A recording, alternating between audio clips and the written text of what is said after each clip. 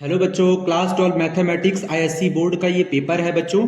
और इसमें हमने सेक्शन ए और सेक्शन बी का जो है आंसर हमने बता दिया था, पूरा आंसर बताया। आप चाहे तो मेरे वीडियो पे जाके देख सकते हैं। आज हम सेक्शन सी की बात करेंगे बच्चों। जैसा कि आपने थंबनेल पे देखा है कि सेक्शन सी के आंसर हमको सर बताइए, तो हम सेक्शन सी के आंसर के बारे में भी डिस्कस करेंगे। आज पूरा सेक्शन सी के सारे आंसर हम आपको बताएंगे, ठीक है। तो हमारे वीडियो पर बने रहिए बच्चों। चलिए देखते हैं सेक्शन सी के आंसर के बारे में।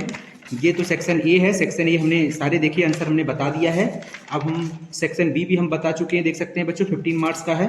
ये भी हमने बता दिया था। अब सेक्शन सी की बात करते हैं। तो बच्चों आप देख सकते हैं सेक्शन सी पर 15 मार्क्स का क्वेश्चन है बच्चों, ठीक है। तो ये हमने पूरा इसका आंसर बताया हुआ है। एक एक स्टेप आप ध्यान से समझ सकते हैं। क्वेश्चन नंबर 19 का जो आंसर आ रहा है बच्चों, कौन सा ऑप्शन सही होगा देख सकते हैं आप। यहाँ पे ऑप्शन बी इज करेक्ट होगा। जिन्होंने ऑप्शन बी टिक किया है वो बिल्कुल सही है। ऑप्शन बी इसका आंसर होगा बच्चों, बिल्कुल से ध्यान से देखिएगा, ठीक है ना। क्वेश्चन नंबर 19 का सेकंड पार्ट देखिए, इसका कौन सा आंसर करेक्ट होगा बच्चों, तो C option is correct. C option क्या है इसका करेक्ट है।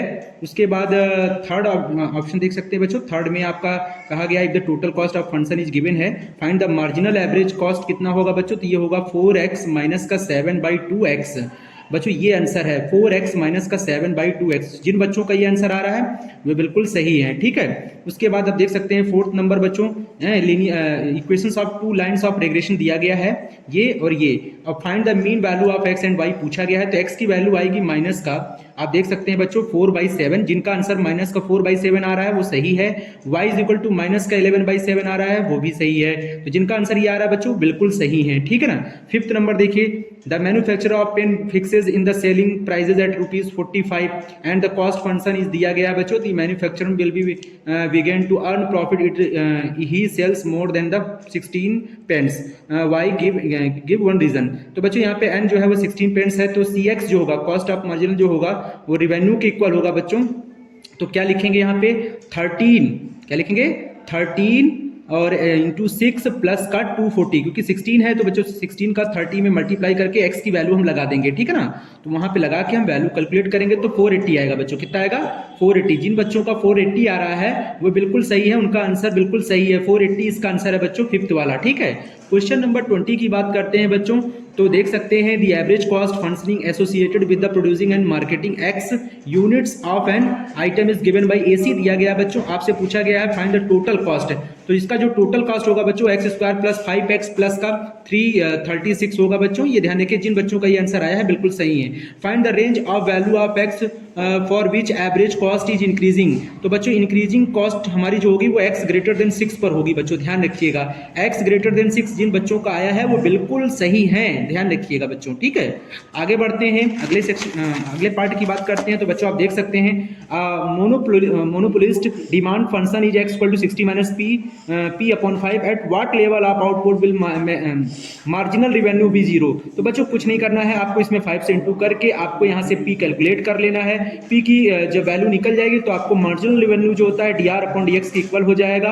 और dr/dx में जो r होता है बच्चों px के इक्वल होता है। तो px हम p की वैल्यू तो यहाँ निकाल ही चुके हैं, यहाँ लगाकर x से मल्टीप्लाई करके उसका डिफरेंशिएशन कर लेंगे x के रिस्पेक्ट में। और मार्जिनल रिवेन्यू को 0 बोला है तो 0 कर देंगे, और उस पर x की किस वैल्यू के लिए 0 होगा वो ये पूछ रहा था, तो x इज इक्वल टू 30। तो जिन बच्चों का x इज इक्वल टू 30 आया है वो बिल्कुल सही है। अब हम बात करते हैं क्वेश्चन नंबर 21 की। तो बच्चों क्वेश्चन नंबर 21 थोड़ा सा आपको ध्यान रखना है। इसमें आपसे पूछा गया है find the regression equation of monthly salary. तो आपकी equation 4y is equal to 3x plus 8 है, एक बार देख सकते हैं आप, ठीक है। उसके बाद और में देखिए आपका सेकंड पार्ट क्या है, या तो ये करना है या तो ये करना है। तो द लाइन ऑफ रिग्रेशन के लिए हमारा जो क्वेश्चन का आंसर होगा बच्चों ऑप्शन ए देखिए, मतलब इसका क्या है, पूछा गया find the average score in the statistics. तो एवरेज स्कोर जो बच्चों मिल रहा है वो 62.4 x बार हमारा ये आ रहा है बच्चों, ध्यान रखिएगा। जिन बच्चों का ये आंसर आ रहा है बिल्कुल करेक्ट है। Find the coefficient of correlation between marks in statistics and marks in accountancy. तो जिन बच्चों का ये आंसर आ रहा है 0.8 r की वैल्यू वो बिल्कुल सही है। तो 62.4 एंड 0.8 इसका आंसर है बच्चों। तो मस्त रहिए, बहुत ही जबरदस्त आपका पेपर है अगर आपका ये आंसर आ रहा है। क्वेश्चन नंबर 22 देख सकते हैं बच्चों, लीनियर प्रोग्रामिंग का सवाल है, बहुत ही बेहतरीन सवाल है, मैंने इसमें बताया है।